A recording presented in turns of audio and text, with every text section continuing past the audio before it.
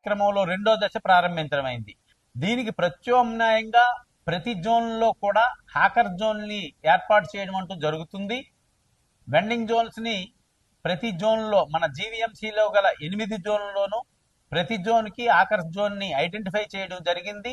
Encroachments, footpath encroachments, road encroachments remove చేయటం వల్ల పాదచారులకైతేనేమి, రోడ్లో ట్రాఫిక్ అయితేనేమి మంచి జరుగుతుంది. అదేవిధంగా ఫుట్పాత్ మీద వ్యాపారం చేసుకున్న వాళ్ళకి సౌకర్యవంతంగా హ్యాకర్స్ జోన్స్ లో ఎలిజిబుల్ వాళ్ళకి ఇవ్వటం వల్ల బోత్ హ్యాకర్స్ అండ్ పాదచారులు అదేవిధంగా ట్రాఫిక్ విన్ విన్ సిచ్యువేషన్ కలుగుతుంది. అదేవిధంగా వీరిని నోటిఫై చేసిన వెండింగ్ జోన్లోకి పంపించడం జరుగుతుంది. ఈ నోటిఫై చేసే వెండింగ్ జోన్ల కార్యక్రమం అనేది ఈ మధ్యకాలంలో కౌన్సిల్ అప్రూవల్ తీసుకొని రాష్ట్ర ప్రభుత్వానికి పంపించడం జరిగింది. రాష్ట్ర ప్రభుత్వం ఆమోదంతో గుర్తించబడిన హ్యాకర్స్ కి, ఎలిజిబుల్ గుర్తించబడిన హ్యాకర్స్ కి మనం ఐడి కార్డులు ఇస్తాము.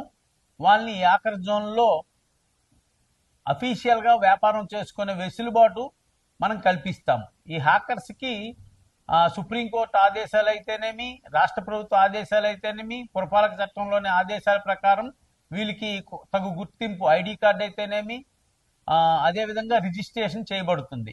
కనుక ఈ విధమైన ఎలిజిబుల్ హ్యాకర్స్ ని గుర్తించి ఐడి కార్డులు ఇచ్చి వాళ్ళని హ్యాకర్స్ జోన్ లోకి పంపించి స్వేచ్ఛగా